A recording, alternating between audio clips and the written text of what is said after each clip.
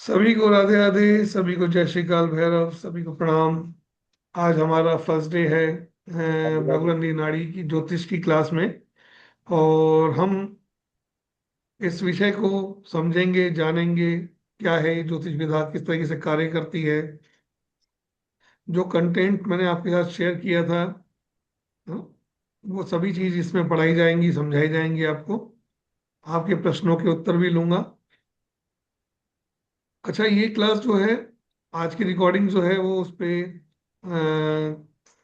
YouTube पे भी जाएगी। तो जो भी नए व्यक्ति हैं, जो नए इंटरेस्टेड हैं, जो ज्वाइन करना चाहते हैं, वो अभी भी इस क्लास को ज्वाइन कर सकते हैं, क्योंकि आज ये हमारी फर्स्ट क्लास ही है। ठीक है, तो शुरू करते हैं आज का टॉपिक भृगुनंदी नाड़ी से। भृगुनंदी नाड़ी के बारे में आप सबने सुना हुआ है या नहीं सुना हुआ? कौन कौन है जो जानते हैं भृगुनंदी नाड़ी के बारे में, है ना?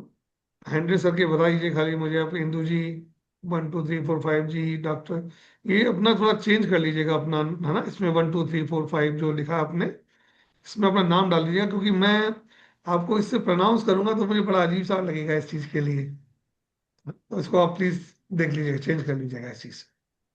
सैमसंग जी, आप भी प्लीज अपना थोड़ा सा ना इसको चेंज करके मोबाइल से अपना नाम डाल दीजिएगा, ताकि आपसे बात करना हो, इंटरेक्शन करना हो, तो मैं उस चीज से मैं फिर।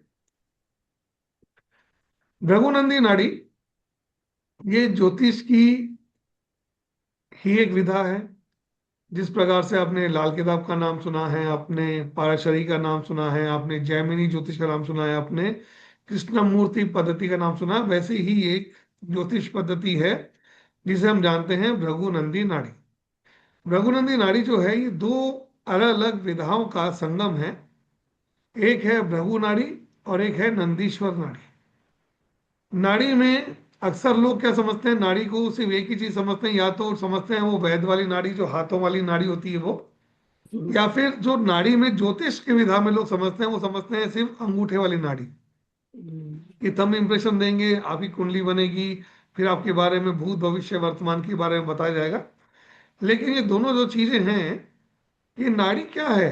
ये नाड़ी शब्द कहाँ से निकला? जो पल्स है, बेसिकली क्या है, ये आपके जीवन का पल्स है, आपकी जन्म पत्री की पल्स है, ये उसकी हार्ट बीट्स हैं ये। है नाड़ी, यानी आपके जीवन की चीजों को पकड़ने का माध्यम। जैसे आपके शरीर के रोग को पकड़ने का माध्यम क्या बनता है? नाड़ी। आपकी पल्स, वैद जो नाड़ी पकड़ता है उससे पकड़ता है। हम आपकी कुंडली की नब्ज को पकड़ते हैं यहाँ से, और आपके जीवन के बारे में देखते हैं। तो ये नाड़ी। और दूसरी चीज बता दूं आपको, उत्तर भारत में इसको संहिता कहा जाता है, और दक्षिण में इसको नाड़ी कहा जाता है। नाड़ी ज्योतिष की बात की जाती है तो ये संहिता ही है, भृगु संहिता, जैसे हमारे नॉर्थ में चलती है, वैसे ही ये भृगु नाड़ी है। दो अलग अलग ऋषि हुए थे, एक भृगु ऋषि थे, एक नंदीश्वर ऋषि थे। दोनों ने अपनी नाड़ी का जो ज्योतिष विधा थी इसका विकास किया। उन्होंने अपने ज्ञान के हिसाब से इसके सब्जेक्ट को समझा, इस पे लेख लिखे, इसको डिटेल में बनाया। बाद में जाने के कुछ समय बाद में, यानी आज के मॉडर्न एस्पेक्ट की बात करें, तो हमारे यहाँ एक बहुत अच्छे एस्ट्रोलॉजर हुए साउथ के, जिनका नाम था RG Rao sir. RG Rao sir ने क्या किया, भृगु नाड़ी और नंदी नाड़ी दोनों के ऊपर रिसर्च वर्क किया। इन दोनों नाड़ियों को मिलाया, और इन दोनों नाड़ियों का जो एक्सट्रैक्ट है, इनका जो मेल मूल तत्व है, उसको उन्होंने भृगुनंदी नाड़ी में लिया है। बीएनएन। ठीक है, तो ये भृगुनंदी नाड़ी यहां से आती है। अब इसको समझे। नाड़ी की बात करूं तो नाड़ी करीब 150 तरीके से ऊपर की नाड़ियां हैं। उसमें से कुछ कॉमन है, फेमस है, जैसे हम बात करें, ध्रुवा नाड़ी हो गई, सप्तऋषि नाड़ी हो गई, ठीक है, भृगु नाड़ी हो गई, नंदी नाड़ी हो गई। इसके अलावा अगर और बात करूं तो सूर्य नाड़ी हो गई, चंद्र नाड़ी हो गई, चंद्रकला नाड़ी हो गई, है ना, राहु नाड़ी हो गई, केतु नाड़ी हो गई। इसे बहुत सारी नाड़ी विधाएं हैं इसके अंदर। अलग अलग ऋषियों ने अलग अलग नाड़ी में अलग अलग विधा से, किसी ने प्लैनेट्स पे काम किया, किसी ने भाव पे काम किया, किसी ने नक्षत्र पे काम किया, किसी ने दशा सिस्टम पे काम किया, किसी ने वर्क चार्ट पे काम किया। तो ऐसे सबने अपने अपने विषय को लेके इस पे काम किया है। हम जो विधा पढ़ रहे हैं, हम जो विधा के बारे में जान रहे हैं, वो सबसे इजीएस्ट फॉर्म है ज्योतिष में। क्यों? क्योंकि इसमें सिर्फ तीन चीजों का ही मेन महत्व है। एक भाव, एक राशि, और तीसरा राशि। प्लेनेट। और अगर इसमें भी बात करूं, तीनों में बात की जाए, तो भाव और राशि का जो इस्तेमाल होगा, जो यूज होगा इसमें, वो 5 से 10% यूज होता है, ज्यादा नहीं। जो मेन जो यूज होता है, जो जिसका मेन महत्व है इसके अंदर विधा में, वो होती है हमारी प्लैनेट्स, ग्रह। हम्म, यहाँ पे ग्रहों की युतियां, ग्रहों का संयोजन, ग्रहों का एक दूसरे के साथ संबंध ही प्रिडिक्शंस को इंडिकेट करता है, आपके जीवन की घटनाओं को बताता है। घटना बताने के इसमें जो तरीके होते हैं, एक होता है आपकी लग्न कुंडली। जो लग्न कुंडली वो होती है जो आपके जन्म के समय में बनती है। जी, किसी राजा का जन्म होगा, उस समय विशेष में जो कुंडली बनेगी, उस दिन में कुंडली बनेगी, वो लग्न कुंडली कहलाएगी। दूसरी जो कुंडली इसमें काम आती है, वो होती है ट्रांजिट कुंडली, जिसे गोचर कहते हैं। गोचर का मतलब होता है आज के समय में, जैसे संदीप जी को कुछ ढूंढना है, या मधु जी को कुछ ढूंढना है, और आज के समय में ढूंढना कि मेरे साथ ये घटना अब इस समय में हो रही है, उसका क्या देखना है मुझे, या होने वाली घटना क्या है। तो हम क्या करेंगे, अपनी कुंडली के साथ आज विशेष दिन की कुंडली बनाएंगे, और ग्रहों हाँ को जी। मिलाएंगे कि कौन सा ग्रह किससे संबंध बना रहा है। वैसे ही संबंधों से हमारे जीवन की घटनाओं को हम जान सकते हैं। यानी कि लग्न कुंडली और ट्रांजिट कुंडली। हाँ जी। तीसरी एक और जो मेथड होता है इसमें, जो मोस्ट प्रोमिनेंट होता है, वो होता है इसके अंदर, उसे कहते हैं ट्रांजिट हो गया। एक होता है, सॉरी, रिटर्न। क्या बोल प्लेनेट रहे का हैं? रिटर्न भी तो, नहीं नहीं प्लेनेट नहीं, वो रिटर्न भी। नहीं नहीं, वो चीज नहीं होती। बेसिक वो होती है प्रोग्रेशन। सॉरी, ध्यान प्रोग्रेशन। भटक गया था मेरे। Progression theory. प्रोग्रेशन थ्योरी का मतलब क्या होता है कि इस थ्योरी के अंदर हम ये मानते हैं कि कोई भी ग्रह जो आपकी कुंडली में जहां स्थापित है, जीवन भर वो ग्रह वहां नहीं रहेगा। जो ग्रह आपकी कुंडली में जहां पे स्थापित है, वो जीवन भर वहां नहीं रहेगा।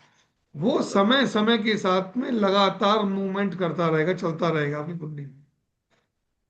बृहस्पति की बात करूं तो बृहस्पति 12 साल, जहां आपका बृहस्पति कुंडली में बैठा हुआ है, वो मैक्सिमम 12 साल उस घर में रहेगा।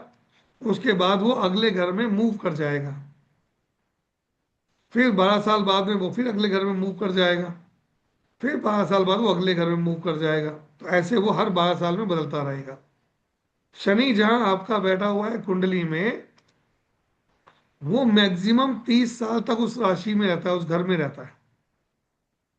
30 साल बाद में वो क्या करेगा, उस घर से अगले घर में मूव कर जाएगा। अक्सर क्या होता है, जब हम कुंडली में प्रिडिक्शंस करते हैं, ग्रह का जो अपनी कुंडली को हम देखते हैं, उसको हम जो जचवाते हैं ज्योतिषी से, वहां हमारी घटनाएं मैच नहीं हो रही होती है, हमारे लाइफ के इवेंट्स मैच नहीं हो रहे होते। क्यों? क्योंकि वो स्थिर कुंडली से देख रहे हैं उसको। दो ही तरीके हैं देखने के, या तो आप ट्रांजिट से चेक करेंगे, या आप प्रोग्रेशन से चेक करेंगे। प्रोग्रेशन। ट्रांजिट एक एक्यूरेट है, और प्रोग्रेशन भी बहुत एक्यूरेट है। अगर आपने प्रोग्रेशन को बहुत गहराई से समझ लिया, डीपली समझ लिया, तो आप घटनाओं के दिनों तक जा सकते हो। ट्रांजिट में भी हम दिन तक जा सकते हैं, उसमें दोनों मेथड्स के अंदर दोनों चीज चलती है। तो भृगुनंदी नाड़ी में इन तीन चीजों का विशेष महत्व है। हम यहाँ पे उसका जो बेसिक कॉन्सेप्ट है, पहले उसको समझेंगे, और फिर जब भविष्य में हम अब इसको आगे बढ़ाएंगे विषय को, तब हम उसमें पढ़ेंगे कि ये चीज़ और डिटेल में कैसे आती है, शादी कैसे निकाली जाती है, किसी की एजुकेशन कैसे निकाली जाती है, किसी का प्रोफेशन कैसे निकाला जाता है, कौन व्यक्ति विदेश कब जाएगा, किस व्यक्ति का मकान कब बनेगा। तो ये इवेंट जो होते हैं, ये एडवांस का पार्ट है। जब हम बेसिक अपना पूरी तरीके से सीख लेंगे, समझ लेंगे, जान लेंगे, उसके बाद में फिर उस विषय के ऊपर आगे चला जाएगा। ठीक है, तो चलिए, मैं आपके साथ में एक स्लाइड शेयर कर रहा हूँ। उस स्लाइड से हम इन सब चीजों को समझना शुरू करेंगे।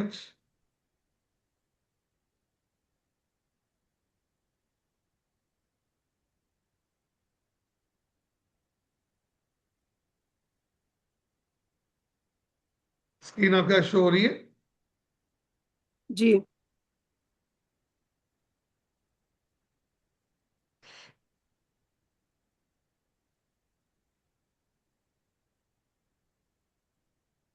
ज्योतिष में हमारे, जब हम किसी का चार्ट एनालिसिस करते हैं या किसी की कुंडली का निर्माण करते हैं, तो वो किस प्रकार से निर्माण किया था, पहले आज उसको समझेंगे।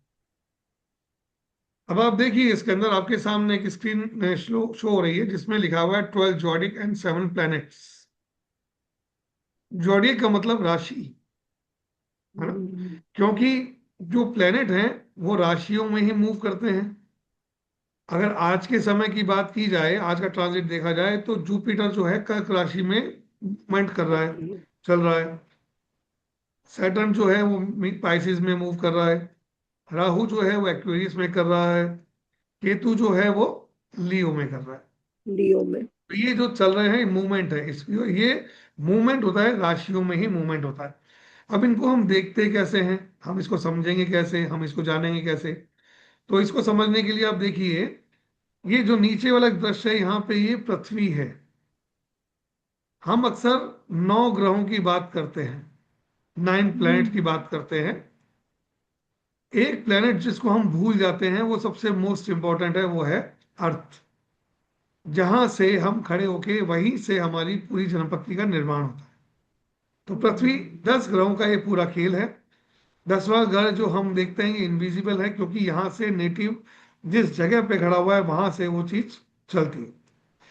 इसमें एक लड़का है जो एक पृथ्वी पे एक पर्टिकुलर पूर्व दिशा की तरफ मुंह खड़ा, हम इसको क्या मानेंगे, ये लड़का जो खड़ा हुआ है पूर्व दिशा की तरफ मुंह करके खड़ा हुआ है। वो करके खड़ा है। क्यों?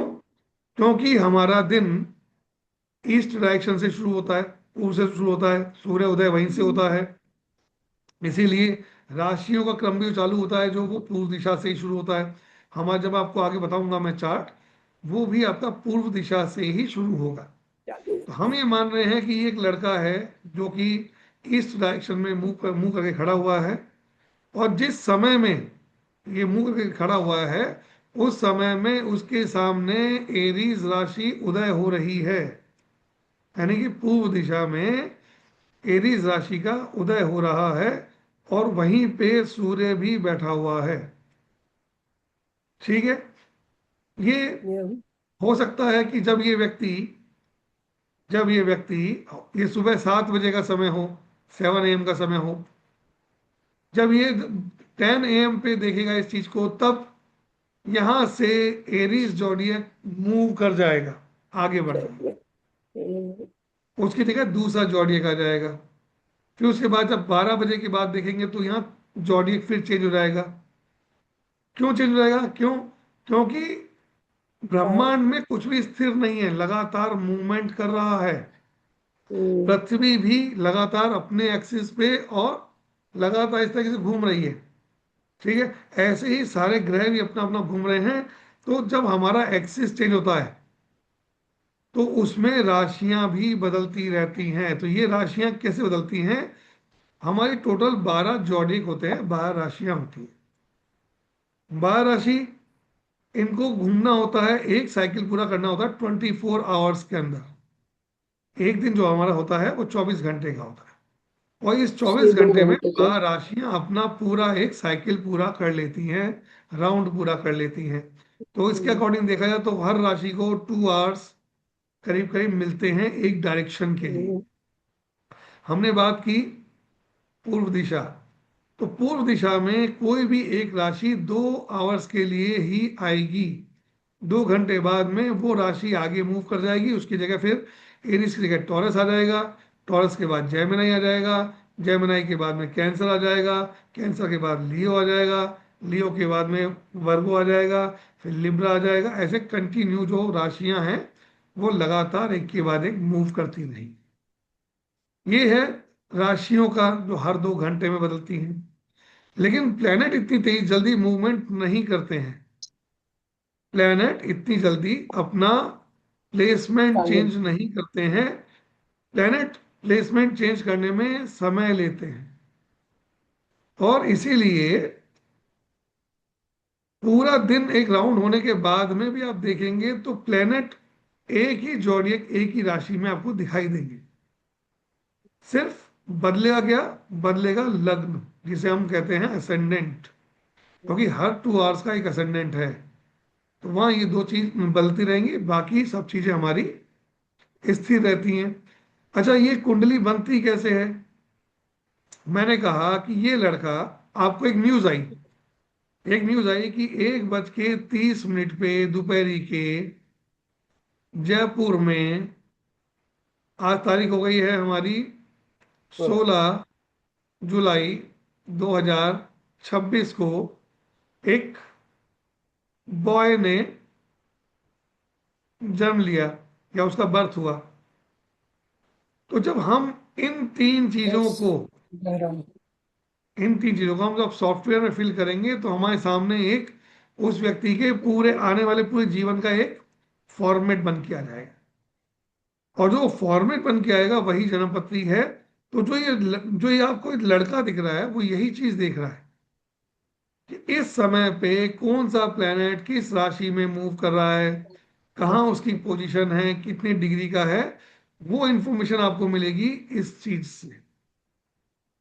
ठीक है। जिन लोगों को कुंडली बनानी नहीं आती है, बिल्कुल आप चिंता मत कीजिए, मैं आपको कुंडली कैसे बनती है ये भी बताऊंगा आपको मैं। किस सॉफ्टवेयर के माध्यम से आप अपनी कुंडली बना सकते हैं ये भी सिखाऊंगा आपको मैं।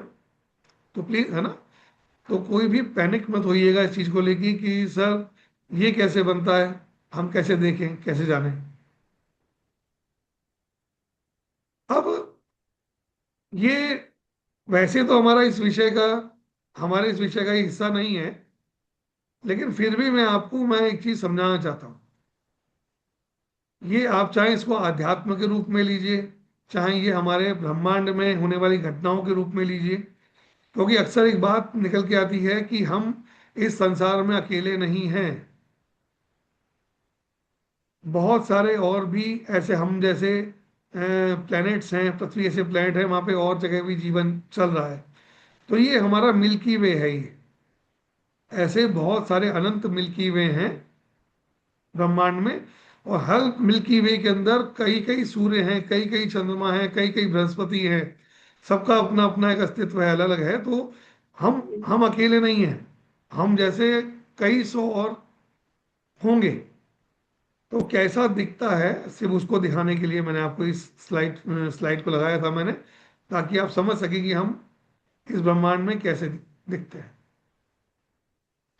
अब इसके बाद एक बहुत इंपॉर्टेंट चीज, क्योंकि हम पढ़ने जा रहे हैं भृगु नाड़ी। भृगु नाड़ी में सबसे इंपॉर्टेंट, अगर हम जब बात करेंगे किसी प्लैनेट की बात करेंगे, तो वो प्लैनेट होगा हमारा जुपिटर। जुपिटर, है ना, क्योंकि मैंने बताया जीव कारक है, ऑक्सीजन का कारक है। क्यों ये प्लैनेट इतना इंपॉर्टेंट है, हम इसको जानने का प्रयास करते हैं। एक तरफ एक बहुत बड़ा प्लैनेट है सूर्य, बेसिकली स्टार है, तारा है। हाँ, लेकिन हम इसको ग्रह के रूप में मानते हैं। हम नवग्रह की बात कर रहे हैं तो हम ग्रह के रूप में ले रहे हैं इसको। इसके अलावा कौन से हैं? मरकरी है, वीनस है, मार्स है, जुपिटर है, सैटर्न है, मून है। मून किसको? मून यहाँ पे कहीं घूम रहा है इसे, पृथ्वी के चारों तरफ कहीं मून ऐसे चक्कर लगा रहा है इसे। ऐसे ये सारे प्लेनेट चल रहे हैं। लेकिन एक खूबी देखिए, हजारों साल से ये प्लेनेट एक ही जगह, एक ही सर्किल में, एक ही तरीके से, एक ही स्पीड से मूवमेंट कर रहे हैं। इनके कभी भी ऐसा नहीं होता कि ये प्लेनेट यहाँ खिसक जाए, वो प्लेनेट वहां खिसक जाए, या ये तेज भाग जाए, या कुछ हो जाए, या ग्रेविटी हो जाए। कारण क्या है इसके पीछे? इसके पीछे कारण है दो बड़े प्लेनेट, एक है जुपिटर और दूसरा है सन। इन दोनों की अपनी अपनी एक बहुत बड़ी ग्रेविटेशनल फोर्स है, आकर्षण शक्ति है। और इस आकर्षण शक्ति के कारण क्या करते हैं ये दोनों प्लेनेट? सारे ग्रहों को अपनी अपनी तरफ खींच रहे हैं। दोनों बहुत बड़े हैं, साइज में बहुत बड़े हैं, ग्रेविटी दोनों की बहुत ज्यादा है, इसलिए दोनों अपने अपनी तरफ खींच रहे हैं। और इन दोनों की मैग्नेटिक फील्ड की वजह से ही हम इस ब्रह्मांड में लगातार अरबों सालों से चक्कर लगा रहे हैं अपने एक्सिस में, कक्षा में। इसमें कोई बहुत ज्यादा मेजर डिफरेंस नहीं आता, बहुत धीरे धीरे करके ये सब चीजें बदल रही हैं, लेकिन इतना स्लो है कि हम उसको फील नहीं कर सकते। अब इसमें दो ऑर्बिट होते हैं, एक तो है इनर ऑर्बिट, एक है आउटर ऑर्बिट। आउटर ऑर्बिट के अंदर बड़े प्लैनेट जो हैं हमारा, जुपिटर है, सैटर्न है, यूरेनस है, नेपच्यून है, प्लूटो है, ये सब मिलके किसको खींच रहे हैं? जुपिटर को खींच रहे हैं अपनी तरफ। सूर्य अपने आप में बहुत बड़ा है, तो सूर्य अपनी तरफ खींच रहा है। और हमारे पृथ्वी पे जो जीवन है, आप सब जानते हो कि जब आप देखते हो आकाश में, रात के समय आकाश में देखते होंगे, तो आपको तारे टूट के गिरते हुए दिखाई देते हैं। वो तारे नहीं है, वो धूमकेतु हैं, छोटे छोटे से स्टोन्स हैं, पत्थर हैं, जो कि जो हमारे इसमें मिल्की वे में। कोरमंडल है, इसमें भटकते रहते हैं, घूमते रहते हैं, और किसी ग्रेविटेशनल फोर्स के कारण वो खिंचते हैं, अंदर आते हैं वो चीज। सबसे ज्यादा अगर उल्का पिंडों की बरसात देखी जाए तो वो जुपिटर पे होती है।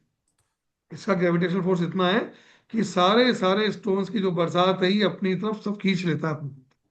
और इसकी वजह से, खींचने की वजह से क्या है कि हमारी पृथ्वी पे जीवन संभव है। अगर जुपिटर एक दिन भी अपनी ग्रेविटेशनल फोर्स को हटा ले, अगर इन चीजों को रोक ले, तो पृथ्वी को खत्म होने में देरी नहीं The only लगेगी। music speaker. म्यूट कीजिए प्लीज। तो हमें एक दिन भी हमारा जीवन संभव नहीं हो पाएगा, तो इसलिए क्या है, जीवन देने वाला प्लैनेट कौन है हमें? जुपिटर। जुपिटर। इसीलिए जुपिटर को बहुत। और दूसरी चीज होती है, जुपिटर क्या कौन सा है? जुपिटर सबसे सौम्य ग्रह है। हम बात करते हैं 9 ग्रहों में, सबसे ज्यादा सौम्य ग्रह, सबसे ज्यादा ब्लेसिंग देने वाला, सबसे आशीर्वाद देने वाला प्लैनेट कौन सा है? जुपिटर। हम ज्ञान भी इसी की वजह से लेते हैं, हम हमारा अध्यात्म भी इसकी वजह से चलता है, हमारे टीचर्स, मेंटोर, गाइड सब इसी की वजह से होते हैं। तो जुपिटर जो है हमें हर तरीके से जीवन प्रदान करता है। तो इसीलिए ये जुपिटर हमारी, देखा जाए तो ये बहुत इंपॉर्टेंट प्लेनेट है 9 ग्रहों के अंदर। और रघुनंदी नाड़ी में सब कुछ इसके इर्द गिर्द ही चलेगा, इसके सराउंडिंग ही चलेगा सब कुछ। नेक्स्ट, जो मैंने शुरू में आपसे बात की थी कि हम इसके अंदर क्या पढ़ने वाले हैं, हम इनमें पढ़ने वाले हैं 9 प्लैनेट्स। 9 प्लैनेट्स कौन से हैं? सन है, मून है, मार्स है, ठीक है, मरकरी है, जुपिटर है, वीनस है, एंड सैटर्न है। तो आप कहोगे सर आप तो 9 प्लैनेट की बात कर रहे हो, यहाँ तो 7 प्लैनेट्स ही है खाली। दो राहु प्लैनेट केतु। और हैं, वो हैं राहु एंड एक है केतु। बेसिकली ये कोई प्लैनेट नहीं है, ये कोई ग्रह नहीं है, ये चंद्रमा है। चंद्रमा के चारों तरफ एक वलय है, और जो वलय जो चल रहा है इसका, इसमें जो इसका जो अपर नोड है वो राहु है, और इसका लोअर नोड जो है वो है केतु। और ये जब दोनों आए थे पृथ्वी और चंद्रमा के, सूर्य पृथ्वी चंद्रमा के बीच में आए थे, तो ये ग्रहण की तरह से दिखाते हैं, सूर्य को खाते हैं, कभी चंद्रमा को खाते हैं, है ना। जो ग्रहण दिखाता है वो इन्हीं की वजह से दिखाई देता है हमको। ये फिजिकल फॉर्म में नहीं है, लेकिन सबसे ज्यादा पावरफुल अगर बात करें तो ये 7 ग्रह अपनी जगह और ये 2 ग्रह अपनी जगह। हम इन 9 ग्रहों को पढ़ेंगे, समझेंगे, जानेंगे। इसके बाद आती है, सेकंड चीज आती है जॉडियक राशि। राशियां 12 हैं, मेष से चालू होती हैं और पाइसिस तक जाएंगी। हम उन 12 राशियों को पढ़ेंगे, और इसके बाद हम पढ़ेंगे 12 हाउसेस, 12 भाव। ग्रह, ग्रह का मतलब घर, है ना। 12 घर, 12 भाव। हम पढ़ेंगे, 12 हाउसेस पढ़ेंगे। हर हाउस का एक अपना एक एट्रीब्यूट है, एक विशेष महत्व है। आपके जीवन में किसी विशेष चीज को लेके हर हाउस को एक रेस्पॉन्सिबिलिटी दी गई है। आपको याद होगा पिछली बार भी मैंने जब अपनी बात हुई थी तो मैंने कहा था आपको, मैंने कि जब एक सरकार चुनी जाती है तो सरकार चुनने के बाद सबसे पहले क्या किया जाता है, मंत्रियों को उनके मंत्रालय अलॉट किए जाते हैं। ये जाता हर मंत्रालय में एक विशेष तरह का कार्य होता है। कहीं आपकी चिकित्सा को देखा जाता है, कहीं आपके फाइनेंस को देखा जाता है, कहीं आपकी सुरक्षा को देखा जाता है, कहीं आपके, है ना, अलग अलग चीजों के डिपार्टमेंट्स होते हैं, सब चीजों को देखा जाता है। वो जो डिपार्टमेंट्स हैं वो घर होते हैं, हाउसेज होते हैं डन। इसके बाद में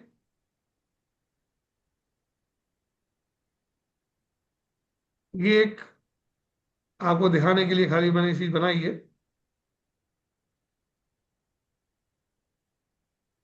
वो इसलिए मैंने इसको स्क्रीन को ले रहा हूं आपके सामने, क्योंकि इससे आप एक चीज समझ पाएंगे कि हम जो जन्मपत्री बनाते हैं, ऋषियों ने जो हमको फॉर्मेट दिया है, कुंडली का फॉर्मेट दिया है, वो दो तरह का फॉर्मेट होता है। एक होता है नॉर्थ इंडियन, एक होता है south Indian.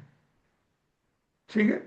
South Indian format हम, क्योंकि नॉर्थ में है, most of the student north के हैं, इसलिए साउथ इंडियन फॉर्मेट को हम नहीं पढ़ रहे हैं, नॉर्थ इंडियन फॉर्मेट को पढ़ रहे हैं। नॉर्थ इंडियन फॉर्मेट जो होता है वो इस तरह का दिखाई देता है, जो अंदर ये आपको दिख रहा है ये चीज, ये आपका नॉर्थ इंडियन फॉर्मेट है।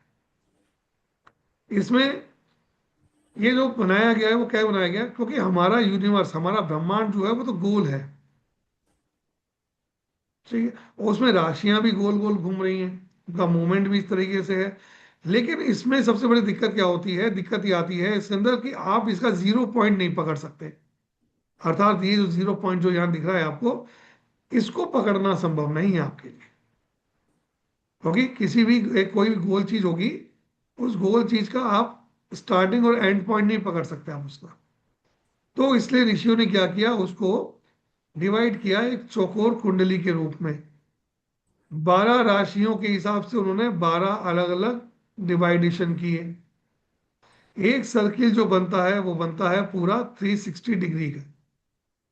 जब 360 डिग्री को आप डिवाइड करोगे 12 जॉडियक के अकॉर्डिंग या 12 हाउसेस के अकॉर्डिंग, तब आपको है। एक राशि या एक हाउस की जो प्लेसमेंट मिलेगी या जगह मिलेगी, वो मिलेगी 30 डिग्री।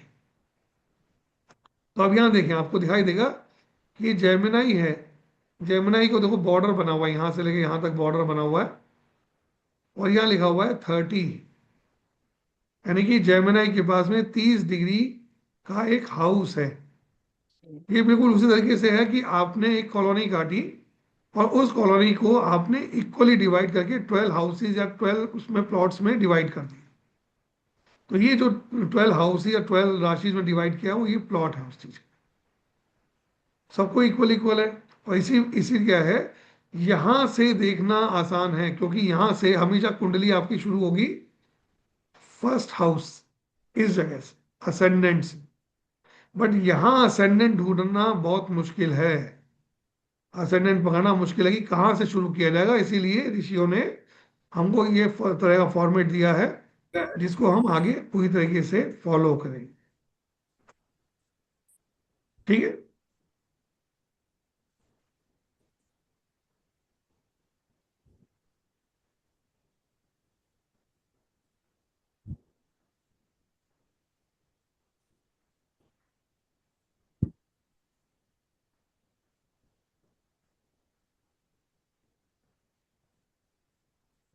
अब जैसे हमने एक बात की थी असेंडेंट की, क्योंकि अब बिल्कुल नए हैं, नवीन है, इसलिए समझाना जरूरी है। असेंडेंट, असेंडेंट कैसे निर्धारित होता है? सूर्य का प्लेसमेंट, सूर्य का प्लेसमेंट आपके हर 2 घंटे चंद्र। में एक राशि के अंदर होता है। सूर्य लगातार मूव कर रहा है, 24 आवर्स मूव कर रहा है। ऐसा तो नहीं है कि हम अगर यहाँ इंडिया में रह रहे हैं तो शाम के बाद सूर्य चलेगा, नहीं। सूर्य लगातार घूम रहा है ना। और वो 24 आवर्स के अंदर पूरा एक साइकिल पूरा करता है, और उसमें अलग अलग जॉडियक आते हैं। तो हर एक जॉडियक को 2 आवर्स का समय मिलता है। दिन शुरू होगा हमारा सुबह से, सनराइज से, यानी कि सनराइज से दिन शुरू होता है हमारा। और हम उसको मानते हैं कि सुबह 6 बजे हमारा दिन शुरू होता है, और 2 घंटे का हमारा एक समय राशि का मिलेगा, 2 आवर्स का। तो सन जो है उस समय में एरीज राशि में रहेगा। ठीक है। 2 बजे बाद में सूर्य चला जाएगा टॉरस में। फिर उसके बाद में 10 से 12 चल जाएगा जेमिनाई में। फिर चल जाएगा कैंसर में। फिर चल जाएगा लियो में। फिर चल जाएगा वर्गो में। फिर चल जाएगा लिब्रा में। फिर चल जाएगा स्कॉर्पियो में। ये सिर्फ आपको एक समझाने के लिए क्रम बना है।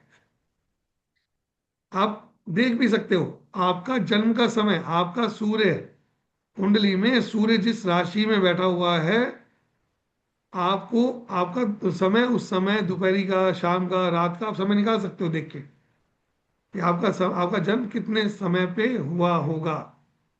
ये उस कैलकुलेशन करने का एक मेथड। ठीक है। अब आते हैं हम आपको बहुत मोस्ट इंपॉर्टेंट थिंग के ऊपर, जो कि हमें जिसके ऊपर वर्क करना है, वो है ये कुंडली। फॉर्मेट। ठीक है। ये जो फॉर्मेट आपके सामने बन के आया है, इसे कहते हैं डायमंड चार्ट। इसे आप डायमंड चार्ट कह सकते हो, इसको आप नॉर्थ इंडियन चार्ट कह सकते हो, इसको आप कुंडली का चार्ट कह सकते हो। हमारे उत्तर भारत में इसी को ही मेन माना जाता है। साउथ में जो चार्ट बनता है, वो चार्ट कुछ इस तरीके का होता है।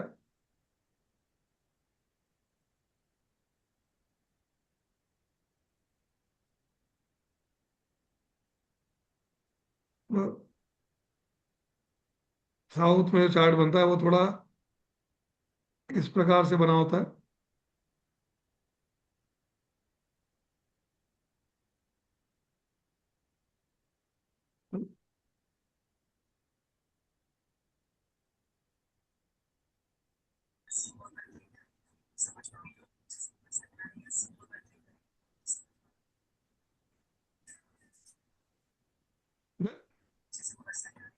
नॉर्थ इंडियन चार्ट में और साउथ इंडियन चार्ट में डिफरेंस होता है एक चीज का। वही होता है कि ये चार्ट हमेशा ये चलेगा आपका राशि के ऊपर। ये चार्ट राशि में चलता है, और ये जो चार्ट चलता है ये चलता है भाव के ऊपर, जिसे हम हाउस कहते हैं। यहाँ पे जॉडियक हमेशा फिक्स रहेंगे।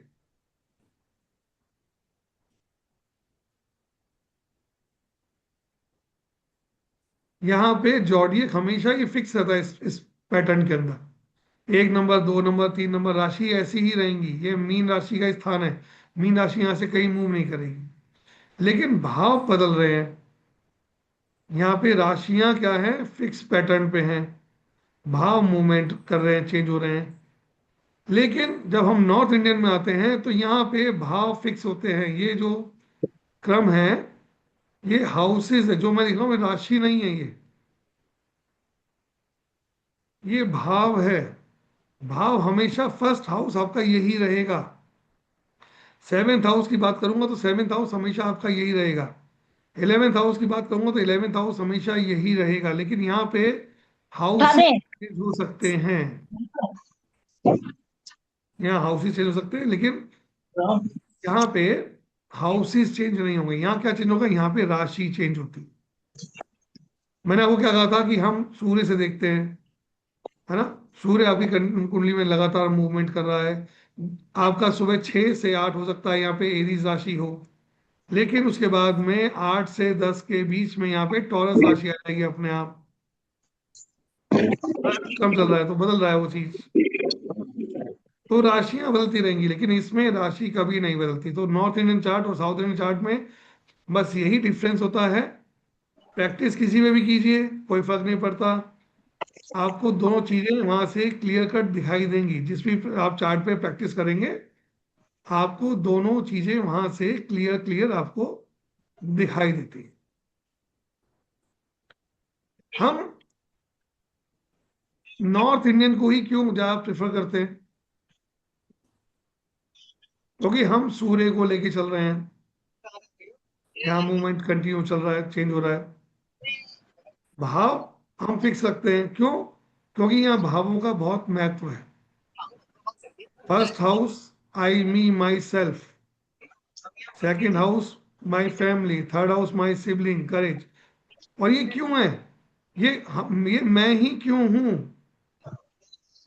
इसलिए क्योंकि पांचवा जो हाउस होता है ये संतान का होता है, माता के गर्भ का होता है ना। यहाँ पे माता के गर्भ में संतान आई। अब यहां से चालू करो, 1 2 3 4 5 6 7 8 9 नंबर। अर्थात माता के गर्भ में संतान थी, उसने आके यहाँ पे आके जन्म ले लिया। 9 महीने बाद ही बच्चा होता है ना। तो ये हाउस किसका है? हमारे शरीर का है, हमारी विजिबिलिटी का है, हम दुनिया में हम कौन है, क्या है, हमारी आइडेंटिटी जो दिख चेक की आती है वो इस हाउस से चेक की जाती है। इसीलिए हम यहाँ हाउसेस को लेके चलते हैं। यहाँ इन हाउसेस में राशियों का जो क्रम चलेगा, जो यहाँ पे लगातार मूवमेंट रहेगा, हम उसको यहाँ पे रीड करने वाले हैं। हर एक चीज को मैं आपको डिटेल में समझाऊंगा, पढ़ाऊंगा। इसलिए बिल्कुल आप चिंता मत कीजिएगा, कोई चीज आपकी छूट रही है, रह रही है, प्रश्न है, लिखते रहो। 2 4 3 दिन आप प्रश्न लिखते रहिए अपने, क्योंकि आपके प्रश्न धीरे धीरे करके मैं एक एक प्रश्न का उत्तर यहाँ देता हुआ चला जाऊंगा। डन। और भाव फिक्स हैं तो मूवमेंट किसका रहेगा? लगातार बदलता क्या रहेगा? बदलती रहेंगी राशियां, जॉडियक।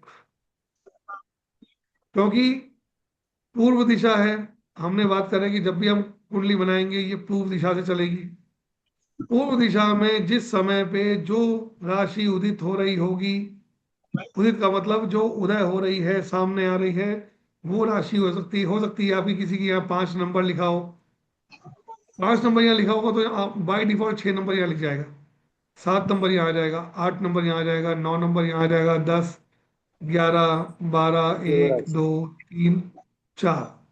यानी सीक्वेंस देखो वापस वहीं आ गया, 12 के 12 में ही घूम रहा है। फिर हो सकता है किसी के आप में से किसी के यहाँ पे 8 नंबर लिखा हो, तो यहाँ पे बाय डिफॉल्ट 9 10 11 12 1 2 3 4 5 6 7, ये जो क्रम बदल रहा है ना, ये क्रम बदल रहा है राशि का। किसी के यहाँ पे हो सकता है 2 नंबर लिखा हो, तो 3 number, 4 number, 5 number, 6 number, 7 number, 8 number, 9 number, 10 number, 11 number, 12 number और 1 नंबर। सीक्वेंस कभी भी ब्रेक नहीं होगा। मोस्ट इंपॉर्टेंट थिंग, 2 के बाद 3, 3 के बाद 4 और ऐसे चलता हुआ 12। जब जहां 12 कवर हो जाएगा, 12 के बाद 1 2 3 4 अपने आप में बाई डिफॉल्ट काउंटिंग स्टार्ट हो जाएगी। ठीक है।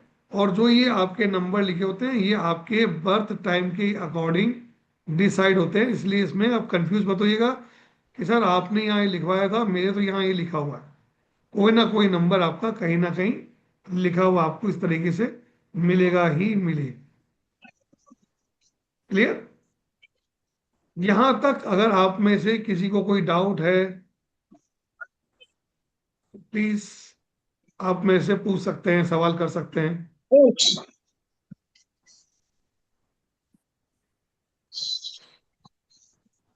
No doubt. और एक तो प्लीज आप लोगों को सबसे मैं रिक्वेस्ट की, कैमरा ऑन करके बैठा करें। मेरी क्लास में इस हैबिट को आपको डालना ही पड़ेगा। मेरे यहाँ कैमरा ऑफ नहीं रहता।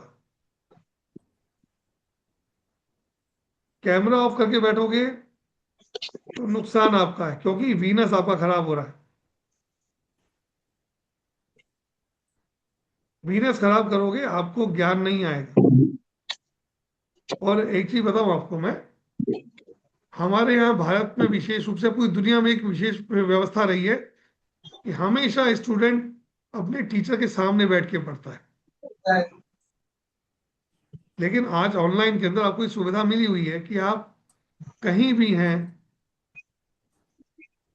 पूरी दुनिया के किसी भी कोने में हो, वहां से बैठ के भी क्लास लग सकते हो। लेकिन क्लास ले रहे हो तो कम से कम अपना कैमरा तो ऑन करके बैठिए आप।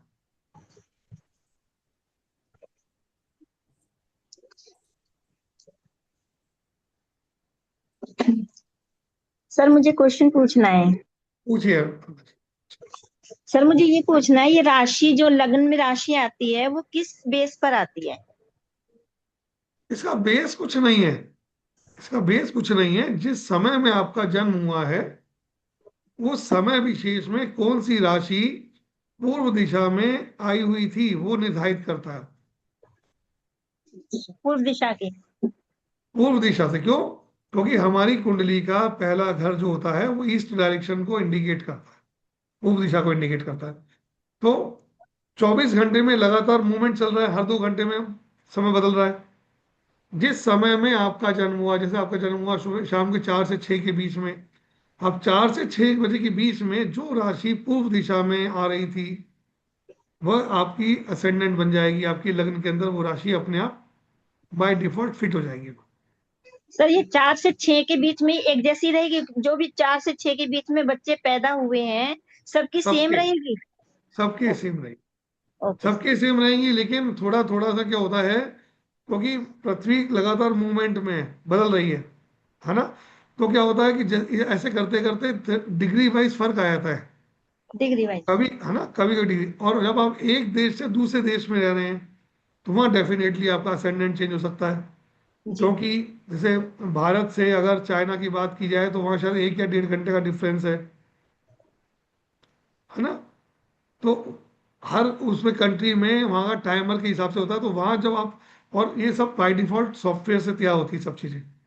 सॉफ्टवेयर अपने आप अपनी कंट्री, उसका टाइम, सब कुछ कैलकुलेट करता है। तो जैसे ही आप डालोगे वहाँ के हिसाब से वो अपनी इंफॉर्मेशन वहाँ उठा लेगा और आपको वो कुंडली बना के दे देगा। Thank you sir. Latitude longitude के हिसाब से बिल्कुल, एडजस्ट कर देता वो ना। इसीलिए उस हर उसके हिसाब से टाइम जोन बटा हुआ है ना। भारत को क्या मिला हुआ है? 5:30+ टाइम जोन है ना उसका। वो टाइम जोन के अकॉर्डिंग हमारे सॉफ्टवेयर तैयार हैं, और हमारा लैटिट्यूड लॉन्जिट्यूड चेंज है। इसीलिए आप देखोगे जयपुर में, जैसे होरा की बात की जाए तो जयपुर में जो होरा चल रहा है इस वक्त, बैंगलोर में इस वक्त होरा चेंज हो गया होगा, क्योंकि यहाँ से वहाँ के बीच में डिस्टेंस है। तो बहुत फर्क आ गया। इसीलिए क्या होता है, जो धीरे जैसे जैसे आप जगह बदलते हैं, तो इसीलिए 3 चीजों का बहुत महत्व होता है कुंडली बनाने में। एक होता है टाइम ऑफ बर्थ। क्यों? उससे आपका असेंडेंट डिसाइड होता है, आपका लग्न डिसाइड होता है। डेट ऑफ बर्थ, उससे आपकी प्लेनेटरी पोजीशन डिसाइड होती है, आपके कौन कौन से प्लेनेट कहाँ कहाँ कैसे कैसे आएंगे। तीसरी चीज होती है place of birth. Place of. ये आपका टाइम करेक्शन करने में काम आता है, क्योंकि जो टाइम चेंज हो रहे हैं, जोन चेंज हो रहे हैं, एक जगह से दूसरे के जा रहे हैं, लैटिट्यूड लॉन्जिट्यूड चेंज हो रहा है, वो उससे आपको ये करेक्शन करता है। पहले एक समय था जिस समय में हमने ज्योतिष प्रारंभ की थी, हमें इन सब चीज़ को मैनुअल कैलकुलेट करना पड़ता था। एक बुक आती थी एफएमएरीज करके, एटलस लेके बैठते थे, एफएमएरीज लेके बैठते थे, टाइम करेक्शन के लिए सॉफ्टवेयर लेके बैठते थे हम, मैनुअली कैलकुलेट करते थे बैठ के, उनको हर चीज़ को करेक्शन करते थे। वहां कुंडली वैसे बनती थी, लेकिन आज क्योंकि एप्स आ गई हैं, सॉफ्टवेयर आ गए, वो मेहनत आपको नहीं करनी है। वो सारी मेहनत कौन करेगा? सॉफ्टवेयर करेगा। आपको मेहनत किस पे करनी है? आपको मेहनत करनी है प्रिडिक्शन पे। सामने वाला व्यक्ति आया, उसने आपसे सवाल किया, आप उसके सवाल को देखो, उसके जवाब को निकालो और उसको आंसर। सर बीएनएन में टाइम नहीं पता होता है हमें, जैसे किसी का टाइम बर्थ नहीं पता होता है तो वो कैसे कैलकुलेट करते हैं किसी का टाइम टाइम कैसे? नहीं है, कोई फर्क नहीं पड़ता। देखो, अगर आज आपका बर्थ हुआ है, 12 बजे बर्थ हुआ है, 2 बजे बर्थ हुआ है, 4 बजे बर्थ हुआ है, सिर्फ असेंडेंट जो चेंज होगा ना, लग्न बदलेगा खाली। ग्रह तो अपनी जगह जहाँ बैठे वहीं के वहीं स्थिर है सारे सारे, वही रहेंगे। वो राशियां नहीं बदल रहे। इसीलिए हम क्या करते हैं, जब रघुनंदी नाड़ी में ज्योतिष में हम कैलकुलेशन बात करते हैं, तो हम असेंडेंट की जगह जहां जुपिटर बैठा होता है मेल चार्ट की कुंडली में, हम उसको पकड़ते हैं, और जहां पे वीनस बैठा होता है वो फीमेल चार्ट के लिए पकड़ते हैं।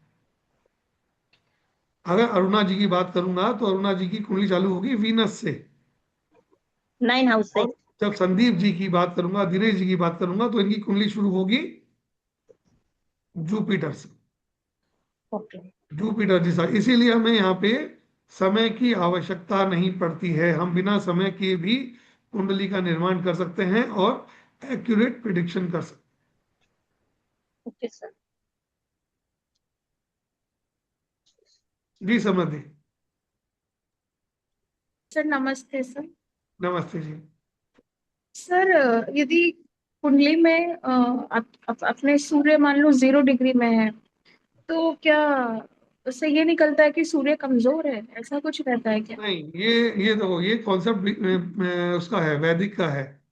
उसमें ग्रह को बाल अवस्था देखते हैं, है ना, उसकी फिर उसके बाद में युवा अवस्था देखते हैं, फिर उसको उसके प्रौढ़ अवस्था देखते हैं, फिर वृद्धावस्था देखते हैं, ऐसे उसमें स्टेजेस दी गई है। लेकिन यहाँ पे वो चीज है ही, मैटर नहीं करता है सूर्य किस राशि में बैठा है, 0 डिग्री का है या 29 डिग्री का। हाँ ये जरूर है, अगर सूर्य 0 डिग्री का आपका आके बैठा है तो इसके रिजल्ट्स आपको दो घर से मिलते हुए देखे आ सकते हैं इसके।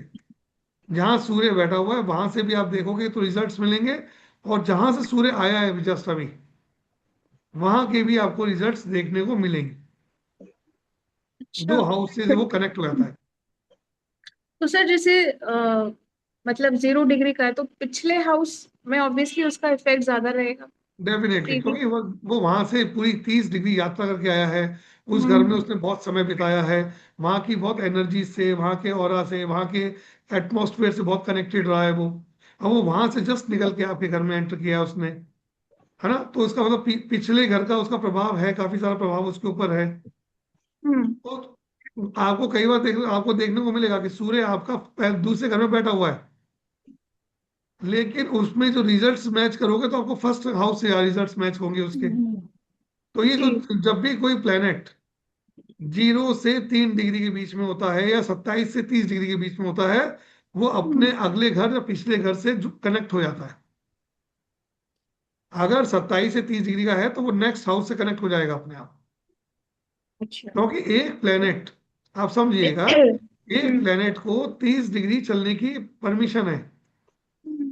बराबर। तो अगर वो आपका 0 डिग्री का बैठा है तो उसका मतलब क्या है, उसके पूरी की पूरी यात्रा पिछले घर में पड़ी हुई है। पिछले घर में पड़ी। और अगर वो 27 डिग्री चल चुका है तो इसका मतलब यहाँ से होके वो अगले घर की तरफ मूव कर रहा है, वो जा नेक्स्ट। रहा है, तो वहां की तैयारी भी कर रहा है सब कुछ। ठीक है सर, एक तो ये था प्रश्न। और दूसरा भी ये आपने बताया था कि यदि किसी को टाइम ऑफ बर्थ नहीं पता हो तो भी आपने एक चार्ट दिखाया था, राइट? जी उसमें ये था कि जो प्लैनेट जिस घर में बैठा हुआ है, आई मीन जिस राशि में बैठा हुआ है, राइट ना, तो उस राशि का जो टाइम पीरियड है उससे जातक का बर्थ टाइम पता लगाया जा सकता है। नहीं, हमें जरूरत नहीं है। अगर अच्छा। किसी के पास में बर्थ का टाइम नहीं है तो हमें जरूरत नहीं है। अगर फिर भी आप चाहते हो, कोई व्यक्ति कहता है सर मेरा बर्थ टाइम निकालिए, हम्म। उसे डेट ऑफ बर्थ मालूम है, हम्म। अब आप क्या करोगे, अगर आपको असेंडेंट के रूप में देखना है तो उसको एक एक असेंडेंट बनाते जाओ, और असेंडेंट के गुण भी व्यक्ति में जातक में मिलेंगे। जो लग्न होता है, लग्न के गुण व्यक्ति में मिलते हैं, उसे व्यक्तित्व के साथ कनेक्ट करेंगे।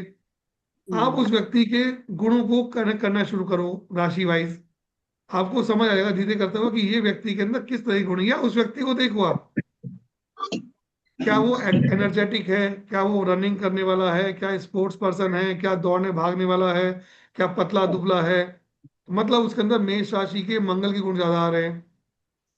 क्या वो आदमी सुस्त है, आराम पसंद है, रिलैक्स है, कूल है, लेट गो करने वाला है, इसका मतलब टॉरस के गुण ज्यादा आ रहे हैं उसके अंदर। कोई व्यक्ति आ रहा है वो आपसे सवाल बहुत कर रहा है, बहुत क्वेश्चन कर रहा है, बहुत पूछता है, सवाल सवाल सवाल सवाल सवाल, सही है क्यों, ये क्यों, मतलब कहीं ना कहीं जेमिनाई के गुण उसके अंदर आ रहे हैं।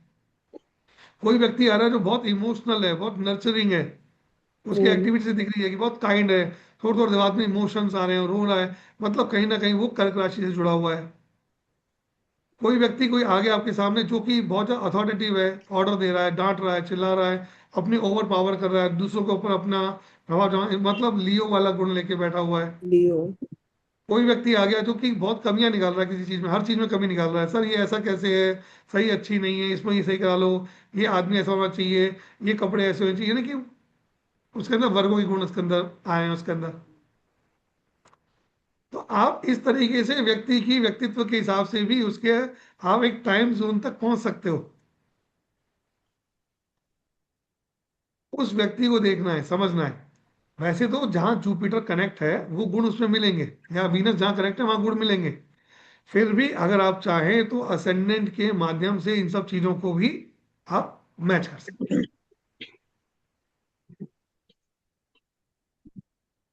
सर न जैसे मेरा लग्न है तुला राशि का, और सर मिथुन राशि में मेरा चंद्रमा है, सर हम किसको देखेंगे इसमें, नहीं, मिथुन राशि देखेंगे आपका चंद्रमा चंद्रमा, को लग्न? आपका चंद्रमा, इसका मतलब आपका नाम जो है ना, आप जिस नक्षत्र में पैदा हुए वो चंद्रमा का नक्षत्र है। जी। आपका जो नाम रखा जाएगा वो उस नक्षत्र और चंद्रमा की राशि के हिसाब से रखा जाएगा। हम्म। लेकिन अगर आपके गुण की बात की जाए, आपका कैसा व्यक्तित्व है, आप कैसे दिखते हो, जहां आपका वीनस बैठा हुआ है कुंडली में, वहां से देखा मालूम चलेगा। वीनस किस राशि में है आपका? 9 हाउस में, 9 नंबर मिथुन राशि में। राशि में, मिथुन नौ राशि में। नंबर मिथुन में है, या उसमें उसमें है, धनु में। 9 नंबर नहीं जी, राशि धनु मिथुन होती है। राशि में है, 9वें हाउस में है, नवे 9th हाउस है। भाग्येश में। भाई सुने, मैं कह रहा हूं वीनस किस राशि में बैठा हुआ है? मिथुन राशि में। हम्म, मिथुन राशि। तो इसका मतलब क्या हुआ, आपके अंदर मिथुन राशि के गुण आएंगे, चाहे वो 9वें हाउस में बैठा हुआ है। 9वां हाउस भूल जाओ। अब आपकी एक प्रवृत्ति होगी, आप हर चीज जानने की बड़ी इच्छुक होंगी, जी। क्वेश्चंस बहुत करती होंगी, सवाल बहुत करती होंगी, जिज्ञासा बहुत रहती होगी हमेशा, जी। है ना? कोई भी चीज देखी आपके अंदर जिज्ञासा जगाती होगी, यार इसको जानूं। सवाल कर लेते होंगे, पूछ लेते होंगे आप, ये कैसे होता है, कहाँ से आया, क्यों आया, कहाँ से लाए।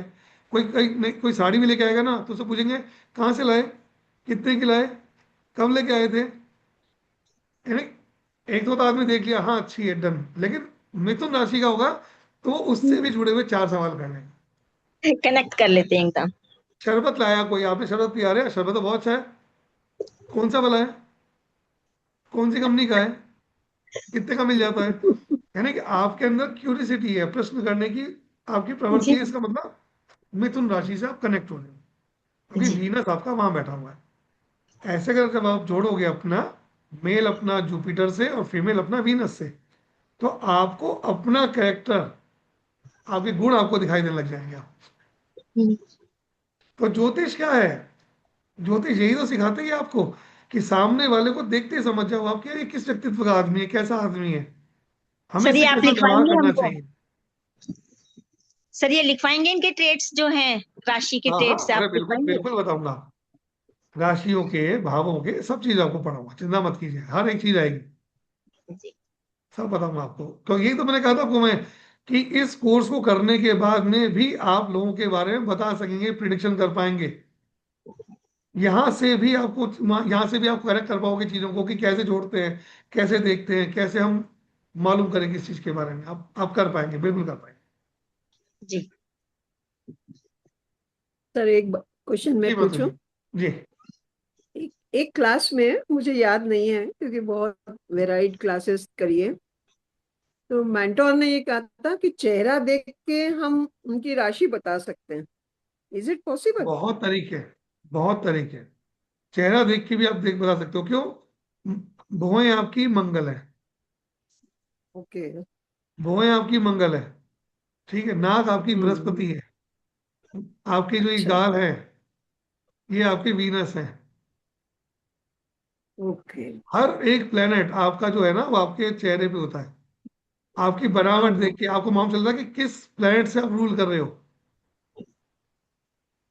हर एक चीज से मालूम चल सकती है, हर एक चीज से। लोग सिर के बाल को देख के बताया था कि आपका कौन सा प्लेनेट खराब है। जिसका मंगल खराब होगा उसके आगे साइड से बाल चल जाएंगे, इस जगह से बाल जा रहे हैं, मंगल आपका आगे से। डेफिनेटली खराब होने लग जाएगा। जिसका हम्म। जुपिटर खराब होने लग जाएगा उसके यहाँ से बाल जाएंगे, इस जगह से। हम्म। आप देख लीजिएगा उस समय में किसी के बाल यहाँ से होने चालू हो जाए, आप उसे कुंडली लगा के देख लीजिएगा, उसका जुपिटर उस समय में खराब होना चालू हो जाएगा। पर सर रिजल्ट ऐसा सामने बोलते मिलेगा। हैं जिसके बाल नहीं होते उसके पास बहुत पैसा होता है। वो तो मैम एक दफा होता क्या है कि एक वो ट्रेड बना दिया गया है कि सेठ जी किसको बोलोगे, सेठ जी उनको बोलोगे जो कि दिखते होंगे उस तरीके से। तो सेठों के लिए वो बना दिया गया, बट ऐसा नहीं है आज के समय में। हाँ। बाल वाले ज्यादा आज राइज कर रहे हैं, हाँ। है ना? तो वो एक लॉजिक नहीं है उसके पीछे, बट एक एक साइंस जरूर है आपकी, जिससे आप चेहरा देख के आदमी का, हाँ। इवन आपका थंब, आपका अंगूठा ही आपके पूरे व्यक्तित्व को बता देता है। ये तो हम्म। सही है सर। ऐसे ऐसी विधाएं हैं, ऐसे ऐसे लोग हैं जो आपका थंब देख के, हम्म। अंगूठा देख के आपकी कुंडली के बारे में पूरा प्रिडिक्ट कर देते हैं। विधाएं हैं, अच्छी है, बहुत साइंस, बहुत वो है। ऐसे ऐसे व्यक्ति भी हैं जो कि आपके घर की स्थितियां आपका मोबाइल देख के, यानी आपका मोबाइल बंद है, सर मोबाइल दिखा दो उनको ऐसा करके, तो बता देंगे आपके घर में क्या चीज खराब है, क्या चीज कैसी चल रही है। Is it? रिसर्च। आपका मोबाइल आपका पूरा व्यक्तित्व बताता है। आपको एक टॉप हिंट देता हूं। आपके मोबाइल की,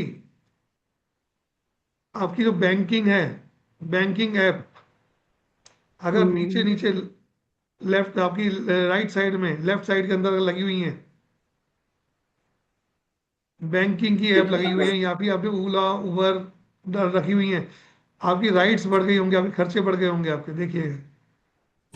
आप अपने मोबाइल में जैसे जैसे एप्लीकेशन अरेंज करते हो ना, आपकी लाइफ भी वैसे वैसे चेंज होती है। उससे आपके पैटर्न पता चल जाता है। आपके फर्स्ट, आपकी मोबाइल की फर्स्ट स्क्रीन, यानी कि जो ऐप की पोजीशन है, वो आपकी लाइफ के गणना को बताती है कि आपकी लाइफ कैसे चल रही हो, आप किस प्रकार से रहते हो। आपकी डीपी, आपने जो डीपी लगाते हो अपनी, उस डीपी में कौन सी तस्वीर लगी हुई है, वो आपके व्यक्तित्व को बताती है कि इस समय में आपका किस मेंटल स्टेट से आप गुजर रहे हो। इतनी डीप साइंस है। आप जब जाएंगे खोजेंगे तो बहुत कुछ है इसके अंदर। सर चलिए। ऐसा भी होता है क्या कि गुरु केतु का योग हो या केतु की एमडी वगैरह आई हो तो व्यक्ति का एस्ट्रोलॉजी में झुकाव होना ही होना है, डेफिनेटली, ऐसा होता है? डेफिनेटली आएगा। मरकरी केतु, गुरु केतु, शनि केतु कनेक्ट होगा, तो ये क्या है? पढ़ाई, मरकरी पढ़ाई है, केतु कनेक्ट हो गया तो इसमें मतलब ज्योतिष की पढ़ाई। जुपिटर कौन है? जातक है।